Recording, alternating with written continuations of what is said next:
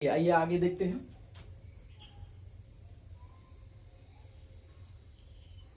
ये हो गया। ठीक है, पृथ्वी भाई ना ही गोल है और ना ही चपटी है कैसी जियोइड, लेकिन हम मानते कैसी है कि हल्की सी क्या है, चपटी है। तो अगर हम ये बीच जो पृथ्वी है, पृथ्वी के बीचों बीच एक लाइन ड्रॉ कर दें, ठीक है, एक लाइन को हम अगर खींच देते हैं तो ये क्या हो जाती है, पृथ्वी के क्या करते हैं, दो बराबर भागों में क्या करता है, बांट देता है, दो बराबर भागों में बांट देता है। अब जब बीचों बीच में है तो भाई बीच है मतलब इसको हम कैसे बोल सकते हैं, मध्य बोल सकते हैं। और खींचा कहाँ पे है, भू मतलब पृथ्वी पर, तो क्या हो जाएगा, भू मध्य, भू मध्य क्या हो जाएगा, भू भू मतलब क्या हो गया, पृथ्वी। हमने पहली वीडियो में पढ़ा था भाई भू का मतलब क्या हो गया, पृथ्वी हो गया। और मध्य मतलब क्या होता है, बीच में, तो बीच में खींची हुई रेखा को क्या कहते हैं, भूमध्य रेखा। क्या हो जाएगा, भूमध्य रेखा। या हम इसे भूगोल की भाषा में इसे बोलते हैं विषुवत रेखा। क्या बोलेंगे, विषुवत रेखा, विषुवत रेखा क्या बोलते हैं, विषुवत रेखा। इंग्लिश में बोलते हैं इक्वेटर लाइन। क्या बोलते हैं, इक्वेटर लाइन। इंग्लिश में क्या बोलेंगे, इक्वेटर लाइन। और हिंदी में बोल देंगे भाई भूमध्य रेखा।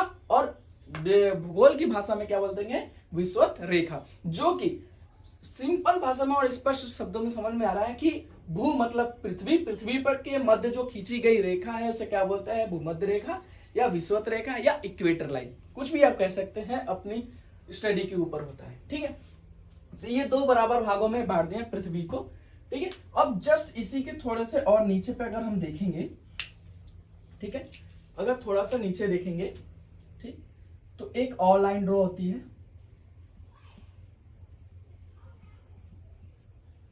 एक इसी तरह ऊपर एक और लाइन ड्रॉ होती है। सेम डिस्टेंस रहता है दोनों में, ज्यादा बड़ा डिस्टेंस नहीं रहता है।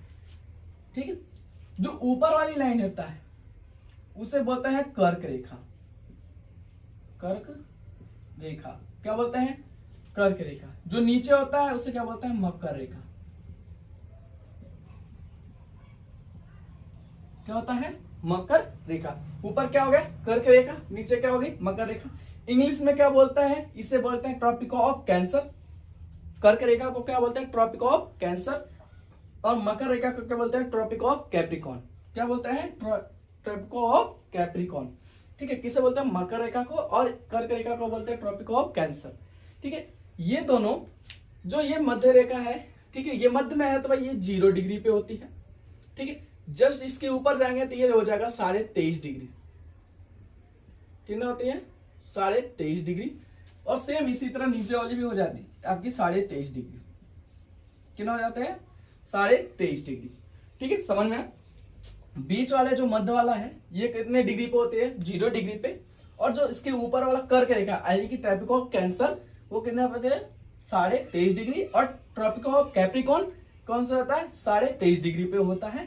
ठीक है, ये जो होती है ये मध्य रेखा, ठीक है, ये हमारे जलवायु को भी प्रभावित करती है। इन्हीं रेखाओं से हमें पता है कि क्षेत्र में कितनी ज्यादा गर्मी पड़ रही है, कितने भागों में भी हम बांट सकते हैं। जैसे कटिबंध सुना होगा, शीत कटिबंध, ठीक, उष्ण कटिबंध। तो ये चीजें हम अब आप आगे पढ़ेंगे।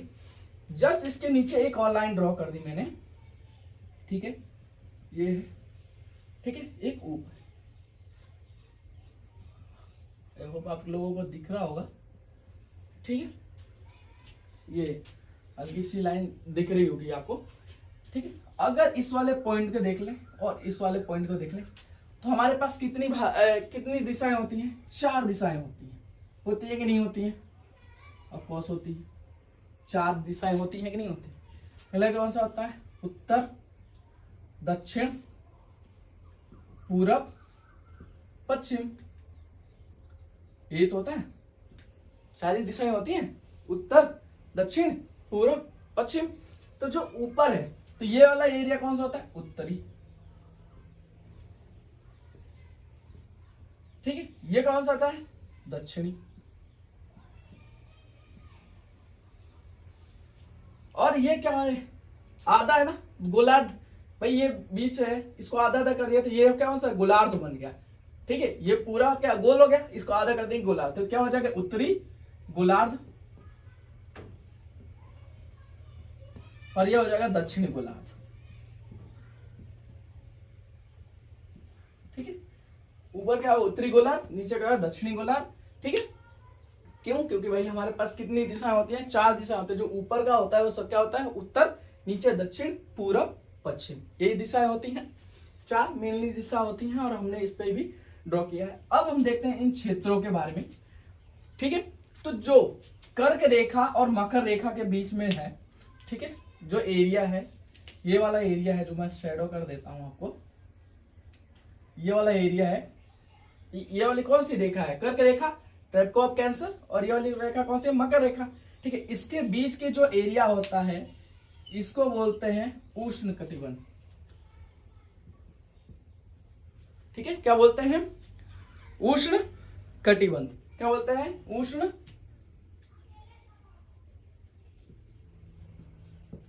ठीक है।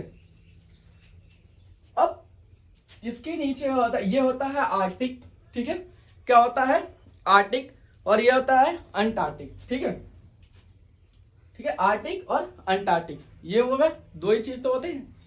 ठीक है, आर्टिक और अंटार्कटिक होते हैं। तो क्या हो जाएगा? नीचे वाला हो जाएगा अंटार्कटिक, ये वाला जो हो जाएगा ये हो जाएगा अंटार्कटिक।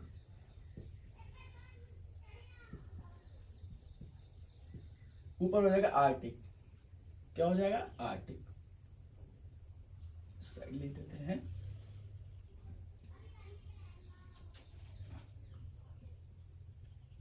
ठीक है, ऊपर हो जाएगा आर्टिक, नीचे हो जाएगा अंटार्कटिक। ठीक है, जो अंटार्कटिक ये है 66.5 डिग्री, ये भी कितना है? 66.5 डिग्री। ठीक है, ये भी कितना है? 66.5 डिग्री। और ये हो जाएगा 90 डिग्री। ठीक है, ऊपर भी हो जाएगा आपका 90 डिग्री। ठीक है, अब अंटार्कटिक और आर्कटिक, इसके बीच का जो ये वाला एरिया होता है, ठीक है, ये मैंने शेडो कर दिया। ठीक है, ये वाला एरिया होता है, ये होता है शीतोष्ण। क्या होता है? शीतोष्ण।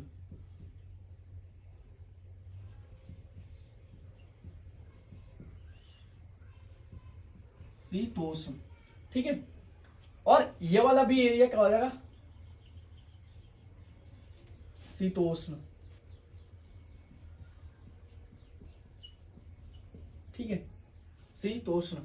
ठीक है, ऊपर का शीतोष्ण हो गया, नीचे भी क्या हो जाएगा? शीतोष्ण हो गया। और जो ये वाला एरिया बचा आपका, ठीक है, जो ये वाला एरिया बचा, ये हो जाता है शीत कटिबंध। शीत कटिबंध। और ये भी क्या हो जाएगा? शीत कटिबंध।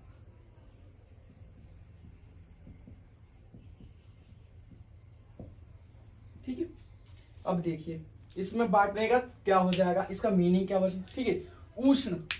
उष्ण मतलब क्या होता है? भाई गर्मी होती है। क्या होता है? उष्ण मतलब गर्मी। जैसे अभी भी हो रही है, बहुत तगड़ी गर्मी हो रही है। ठीक है, तो ये वाला जो एरिया होता है कर्क रेखा और मकर रेखा, ठीक है, ये दोनों जो, इन दोनों का जो एरिया होता है, ये इन दोनों में क्या होता है? सूर्य क्या होता है? सपोज कीजिए जो ये है, ये कर्क रेखा हो गई, ये मकर रेखा हो गई, ये विषुवत रेखा हो गई। तो जो सूर्य की किरणें है ना, वो कहाँ होती है? यहां से स्टार्ट होती है और यहीं तक खत्म होती है। यानी कहने का मतलब क्या आता है? जो सूर्य की किरणें होती है जब सीधी पड़ती हैं तो कर्क रेखा, हद से हद कहां तक जाती है? कर्क रेखा तक। और हद से हद नीचे कहां जाती है? मकर रेखा तक। इन्हीं दोनों के बीच में जो सूर्य की किरणें होती हैं बिल्कुल क्या पड़ती है? सीधी पड़ती हैं। ठीक है, क्या पड़ती है? बिल्कुल सीधी पड़ती है। जो सूर्य की किरणें होती है ना, सूर्य की किरणें होंगी वो बिल्कुल क्या हो जाएगा? बिल्कुल सीधी पड़ेंगी। इन दोनों पे क्या पड़ेंगी? बिल्कुल सीधी पड़ती है। इसलिए यहाँ पे सबसे ज्यादा क्या पाया जाता है? गर्मी। क्या पाया जाता है? सबसे ज्यादा गर्मी। इसलिए इसे क्या बोलते हैं? उष्ण कटिबंध। क्या बोल देते हैं? उष्ण कटिबंध। ठीक है, यहाँ पे सबसे ज्यादा गर्मी पाई जाती है। क्यों? क्योंकि जो सूर्य की जो किरणें होती है ना, वो अधिक से अधिक, ठीक है, अधिकतम जो जाएगा वो कहाँ जाएगा? कर्क रेखा तक जाता है। और न्यूनतम जब जाएगा तो कहां तक जाएगा? मकर रेखा तक। इन्हीं दोनों के बीच में क्या होता है? ट्रैवल करता रहता है। इस वजह से इस ये वाला जो एरिया होता है ये बहुत ही क्या होता है? गर्म वाला एरिया होता है। इसे क्या बोलते हैं? उष्ण कटिबंध। अब दूसरा मैंने बोला है शीतोष्ण कटिबंध। ठीक है, इसमें दो चीजें आ रही है, शीतोष्ण, शीत प्लस उष्ण। ठीक है, मतलब ठंडा भी है और गर्म भी है, यानी कि नॉर्मल टेम्परेचर। ठीक है, जैसे कि क्या होता है हमारे यहाँ पे पहाड़ों के एरिया में चले जाएंगे तो वहां का जो मौसम होता है बिल्कुल कूल रहता है, यानी कि शीतोष्ण रहता है, ना ही ज्यादा गर्मी है और ना ही ज्यादा ठंड रहती है। ठीक है, तो शीतोष्ण हो गया ये आपका शीत प्लस उष्ण, मतलब ठंडा भी रहेगा और गर्म भी रहेगा। ठीक है, तो जैसे ये वाला एरिया है तो सूर्य की किरणें, अब यहाँ के शीत और प्लस उष्ण कैसे हो गया, अब यहाँ पे भी देख लेते हैं। ये मान लीजिए ये हो गया आपकी कर्क रेखा, ये कर्क रेखा हो गया और ये आपका हो गया आर्टिक रेखा। ठीक है, अब जो सूर्य की किरणें पड़ेंगी ना, सूर्य की किरणें यहां तक तो सीधी पड़ रही थी भाई, यहां क्या पड़ रहा था, बिल्कुल सीधी पड़ रही थी। लेकिन क्या पड़ता है, अब यहां पे जो सूर्य की किरणें पड़ेंगी वो पड़ेंगी तो सही, लेकिन कैसा पड़ेगा, तिरछा पड़ेगा। कैसी पड़ेंगी, तिरछी पड़ती है, हल्की से क्या होता है, तिरछा पड़ता है। जिस वजह से क्या होता है, यहाँ पे जो क्या होता है, गर्मी और ठंडी दोनों क्या होता है, बराबर होता है। ठीक है, ठंडा भी होता है और गर्म भी होता है। इस वजह से यहाँ का जो वातावरण होता है बिल्कुल बिल्कुल बढ़िया होता है, जिससे क्या होता है कि फसलों के लिए और जनसंख्या के लिए, ये दोनों के लिए अनुकूल होता है। ठीक है, दोनों ही अच्छा होता है कि क्या होता है, शीतोष्ण, मतलब ठंडा भी है और गर्म भी है। ठीक है, इतना समझ में आया कि उष्ण क्या, उष्ण कटिबंध क्या हो गया, शीतोष्ण कटिबंध क्या हो गया। उष्ण मतलब क्या होता है, जो सूर्य की किरणें क्या होती है, कर्क रेखा और मकर रेखा दोनों के बीच में ही क्या करती है, ट्रेवल करती हैं, वो भी क्या पड़ती है, सीधी किरणें पड़ती हैं। जस्ट इसके ऊपर पड़ता है कर्क रेखा और आर्टिक रेखा, और यहीं पे पड़े मकर रेखा और अंटार्कटिक रेखा में। इन दोनों के बीच में क्या होती है, सूर्य की किरणें पड़ती तो है, लेकिन क्या पड़ती है, तिरछी पड़ती है, जिस वजह से क्या होता है, यहाँ ठंड भी पड़ती है और गर्मी भी पड़ती है। ठीक है, इतना समझ में आया। इसके बाद आगे देखते, चलिए अब देखते हैं ये नीचे वाला। ठीक है, अब लास्ट बचा है आपका, यहाँ पे देख लेंगे ये वाला एरिया जो दिख रहा है आपको। ठीक है, ठीक है, या यहाँ पे इसको मैं ऐसे बना दूं,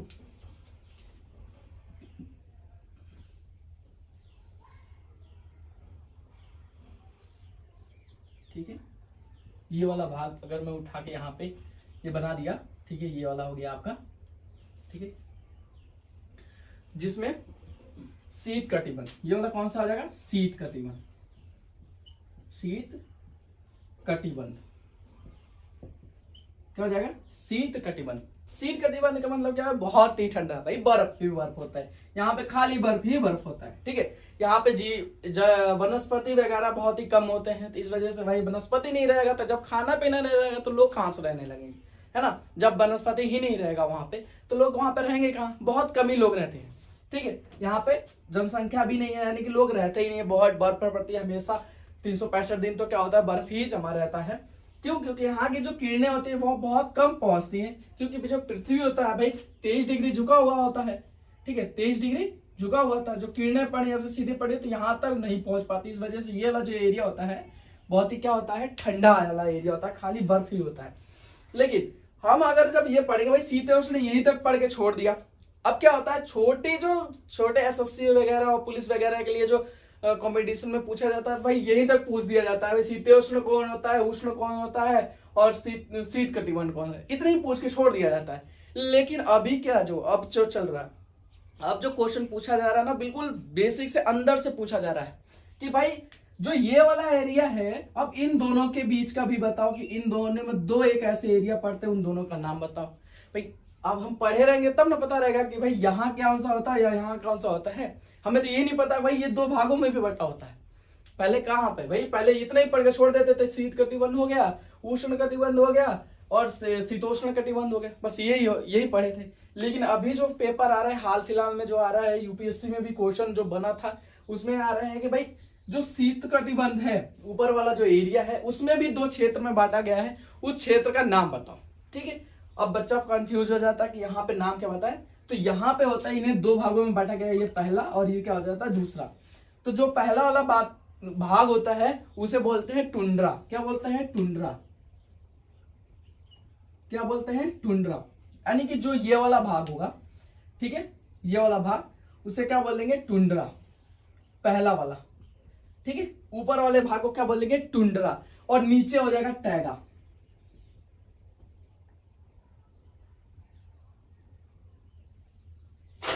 टैगा क्या हो जाएगा, टैगा। ऊपर क्या आ जाता है, सबसे ऊपर क्या होता है टुंड्रा और टैगा।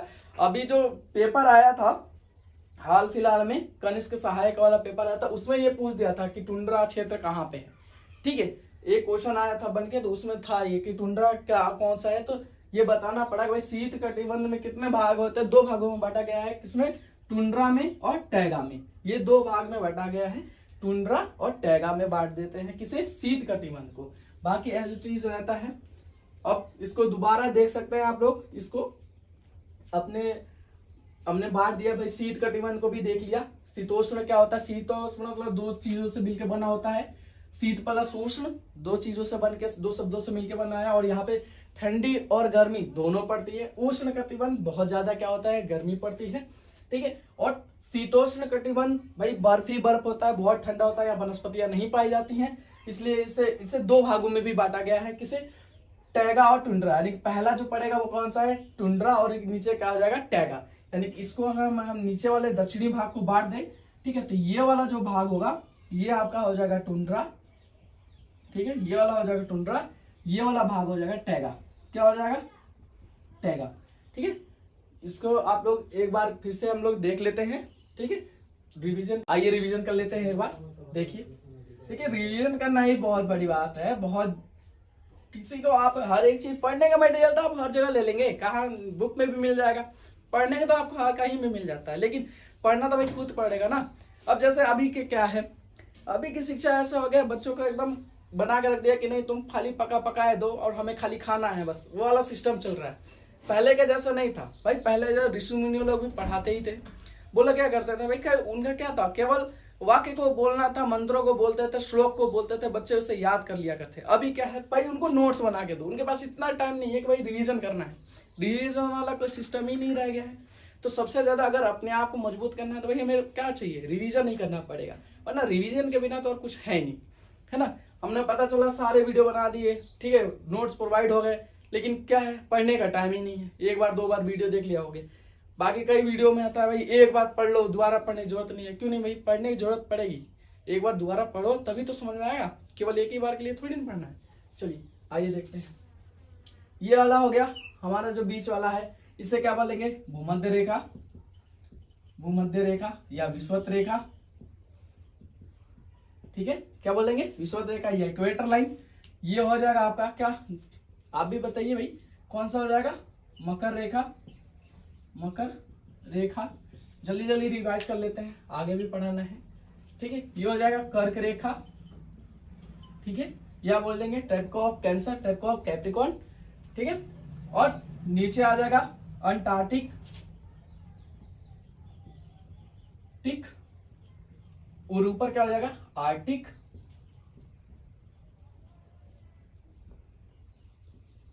आर्कटिक। ठीक है, ऊपर वाला जो एरिया हो जाएगा ये उत्तरी गोलार्ध, दक्षिणी गोलार्ध, है ना, उत्तरी गोलार्ध, दक्षिणी गोलार्ध।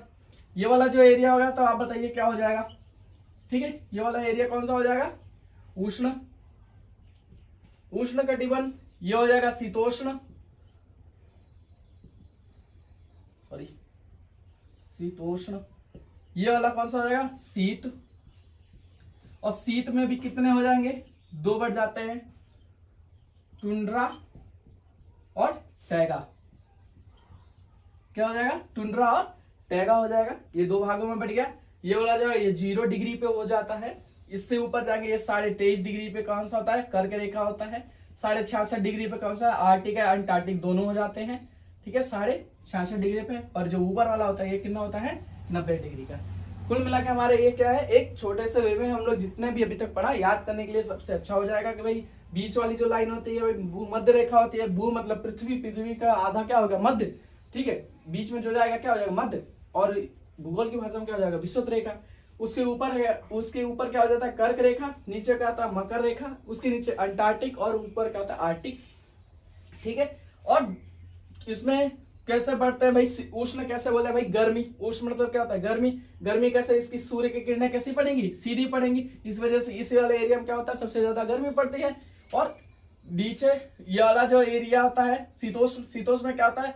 गर्मी भी पड़ती है और ठंडी भी पड़ती है। और शीत में क्या होता है? खाली बर्फ जमा हुआ होता है। और इसमें भी क्या होता है? टुंड्रा और टैगा। और सबसे ज्यादा ठंड कहाँ पाई जाती है? टुंड्रा में। कहाँ पाई जाती है? टुंड्रा में। सबसे ज्यादा ठंड कहाँ पाई जाती है? टुंड्रा में। टैगा से भी ज्यादा कहाँ ठंड पाई जाती है? टुंड्रा में। ठीक है, इतना समझ में आया? आई होप इतना आप लोगों का आपको समझ में आया होगा। अब आगे हम पढ़ेंगे अपने भारत के बारे में। अभी तक आप लोगों के ये था कि बेस कंप्लीट करना था।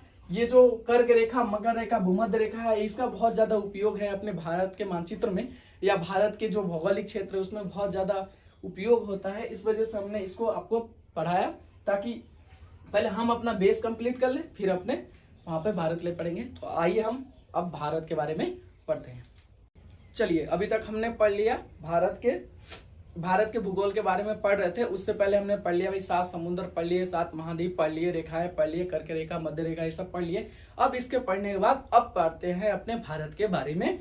अब भारत के पढ़ने के लिए हमें 2 चीजों के बारे में पढ़ना बहुत जरूरी हो जाएगा। हम 2 तरीके से भारत को अलग कर सकते हैं, एक प्राकृतिक रूप से, एक राजनीतिक रूप से।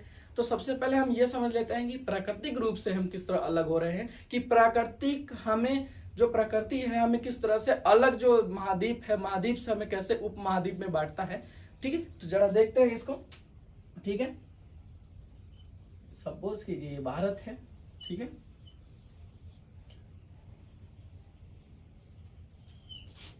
आपको केवल समझाने के लिए बनाया है।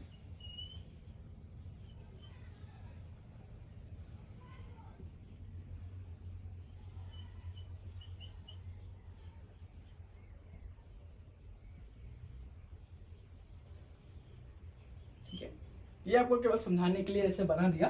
ठीक है, ये देखिए, हमने कहा कि भारत को क्या है, तीनों ओर से क्या होता है, जल से घिराता है। इधर क्या होता है, सबसे नीचे हमने जो दिशा देखा है, दिशा कितनी होती है हमारी? 4 होती है, पूरब, पश्चिम, उत्तर, दक्षिण।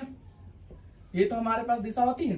तो हम नीचे वाले एरिया में देखते हैं। ठीक है, अभी हम बाद में पढ़ेंगे कि भाई जब हम हिमालय पढ़ेंगे तो उसके बाद पढ़ेंगे भारत कहाँ से कहाँ पे आया। ठीक है, गोंडवाना लैंड था। ठीक है, ये सब चीजों के बारे में जब हम हिमालय के बारे में पढ़ेंगे तब स्टडी करेंगे। अभी हम देख लेते हैं कि केवल प्राकृतिक रूप से किस तरह अलग हो रहा है। तो सबसे पहले हम देखते हैं नीचे वाले एरिया में, दक्षिण वाले एरिया में देखते हैं। तो क्या होता है, इस साइड में क्या होता है, पूर्व पश्चिम वाले एरिया में क्या होता है, अरब सागर। और पूरब में क्या होता है, बंगाल की खाड़ी।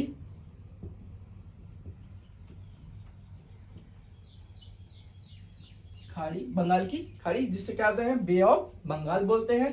और क्या होता है, नीचे क्या होता है, हिंद महासागर।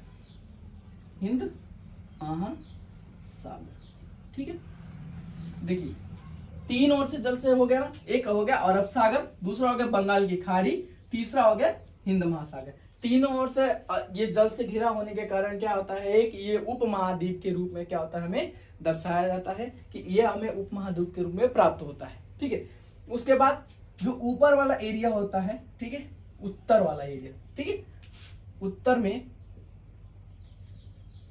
क्या हो जाता है, हिमालय। ठीक है, हिमालय हो गया। हिमालय क्या करता है, हमें प्राकृतिक रूप से क्या करता है, भारत को अलग करता है। किससे? एशिया से। किससे? एशिया से।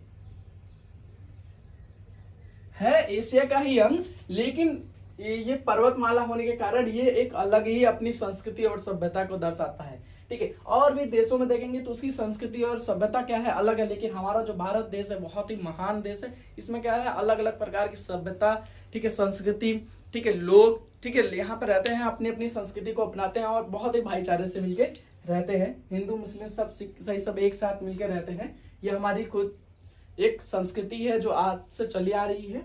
ठीक है, उसके बाद यहाँ पे आप देखेंगे ये पंजाब वाला एरिया हो गया यहाँ पे। ठीक है, तो यहाँ पे एक पर्वतमाला पड़ती है जिसे बोलते हैं हिंदूकुश पर्वतमाला। कौन सा हो जाता है, हिंदूकुश पर्वतमाला।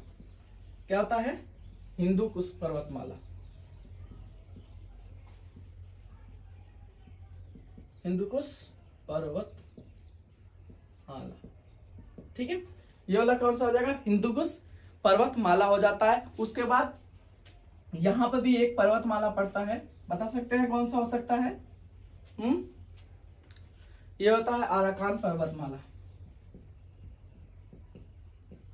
अराकान पर्वतमाला जो होता है ये क्या करता है, हमें ये क्या करता है, अलग करता है। ठीक है, तो देखिए चारों ओर से हमारा क्या हो गया, गिर गया हमारा भारत जो हो गया प्राकृतिक रूप से ही क्या दिखा रहा है, अलग रूप से दिखा रहा है। तीनों ओर से क्या है, जल से घिरा हुआ है, ऊपर किससे, हिमालय से घिरा हुआ है। इधर क्या है, हिंदू कुश पर्वतमाला, और इधर अरब सागर, और पूरब में क्या हो जाएगा आपका बंगाल की खाड़ी, और दक्षिण में क्या हो जाएगा, हिंद महासागर। ठीक है, इतना कुछ याद होना चाहिए कि भाई हमारा जो भारत है वो प्राकृतिक रूप से कैसे अलग हो रहा है। तो हम लोग देखेंगे कि उत्तर में किससे, हिमालय से हो रहा है, दक्षिण में कैसा है, दक्षिण वाले एरिया में हिंद महासागर है, पूरब में क्या हो जाएगा, सॉरी पश्चिम में क्या हो जाएगा, अरब सागर, और पूरब में क्या आ जाएगा, बंगाल की खाड़ी। ठीक है, और ऊपर किसमें, और दो पर्वतों कैसे कौन सा अलग कर रहा है, एक हिंदू कुश पर्वतमाला, ठीक है, और यहाँ पे कौन सा कर रहा है, अकरान पर्वतमाला जो है, ठीक है, आराकान, सॉरी ठीक है, आराकान पर्वतमाला है, और ऊपर क्या है, हिंदू कुश पर्वतमाला है। इस तरीके से हम अपने भारत देश को क्या करते हैं,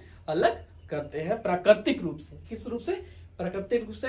अब पढ़ेंगे इसके आगे हम भौगोलिक रूप से। ठीक है, चलिए आइए देखते हैं अब राजनीतिक रूप से। ठीक है, राजनीतिक रूप से देखेंगे तो इसमें आपको स्पष्ट रूप से देखने के लिए मिले, एक बार देख लीजिए आप लोग। उसके बाद देखते हैं जो इस साइड होता है पश्चिम में, ठीक है, ये तो पूरब हो गया, पश्चिम में देखिए हमारा दिशा क्या हो गया, पूर्व, पश्चिम, उत्तर, दक्षिण।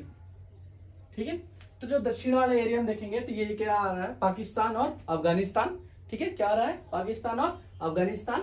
और इधर क्या हो जाएगा, पूरब में आपका क्या हो जाता है, चीन, ठीक है, नेपाल, उत्तर पूर्व हो जाएगा। ठीक है, ना कि पूर्व में, ये हो जाएगा उत्तर पूर्व। उत्तर पूर्व में क्या क्या आ रहा है आपका, चीन और नेपाल, भूटान, ये हमारे क्या है, पड़ोसी देश हो जाते हैं।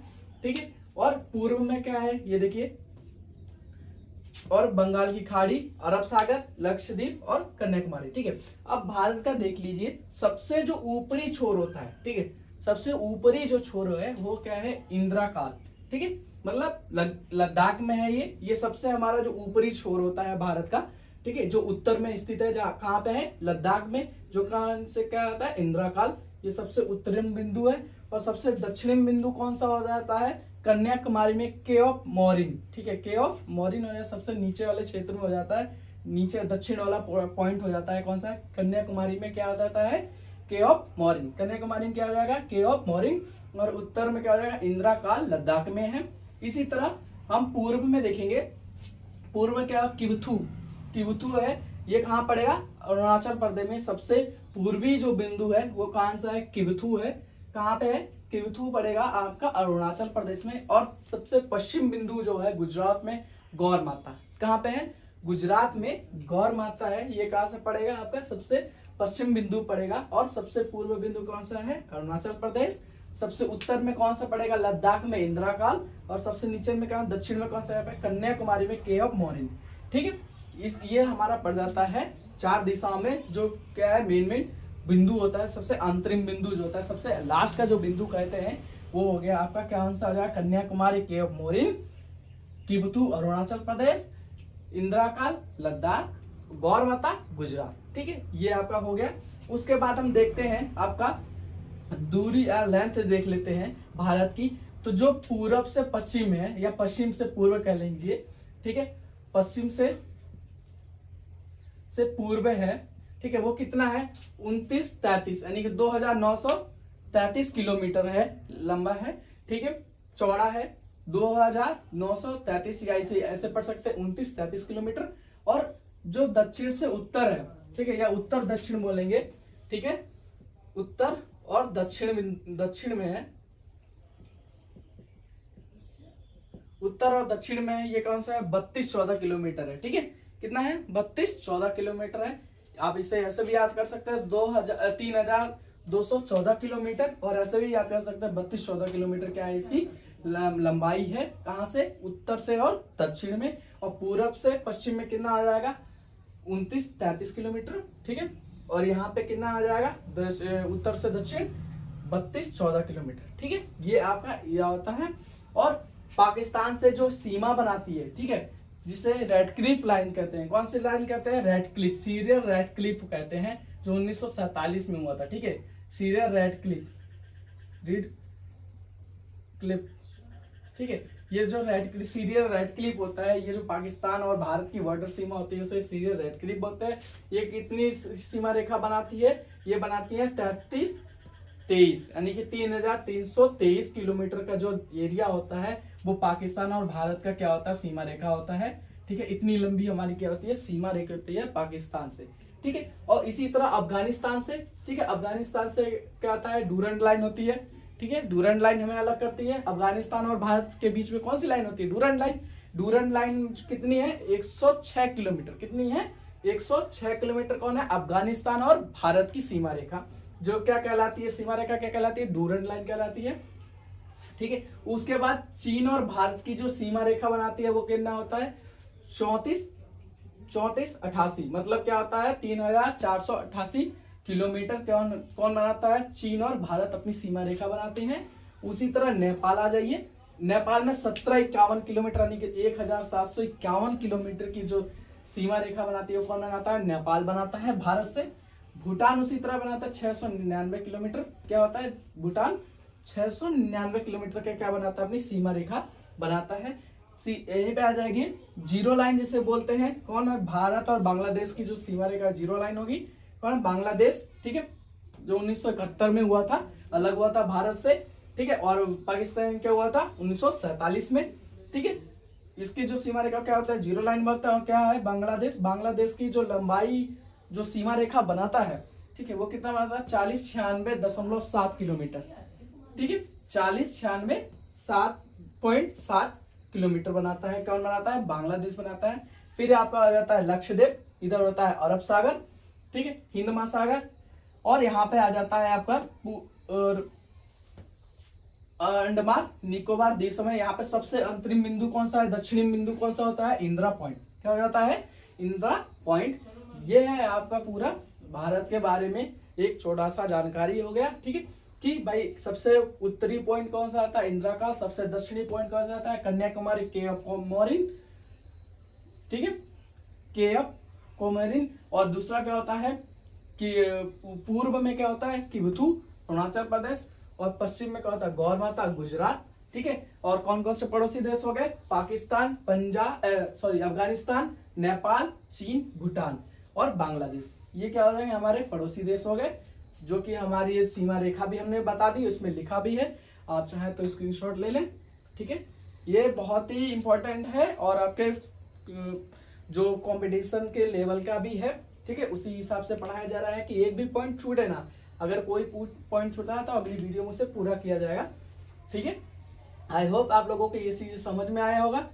ठीक है, एक बार फिर से रिवीजन कर लीजिए। जो उत्तर से पूर्व में है लंबाई है वो कितनी है? 3214 किलोमीटर है। जो पश्चिम से पूर्व में है कितने हैं? पूर्व से पश्चिम में है वो कितना है? 2933 किलोमीटर है। ठीक है, आप एक बार देख लें ध्यान से। ठीक है, और ये वीडियो आप लोगों को अच्छा लगा हो तो प्लीज शेयर कीजिए। और अगला जो वीडियो आएगा, ठीक है, उसमें हम पूरे भारत के बारे में पढ़ेंगे, एक एक राज्यों के बारे में पढ़ेंगे। धीरे धीरे ही हर एक वीडियो में हर एक राज्य का क्या करेंगे? कवर अप करेंगे। ठीक है, नमस्कार।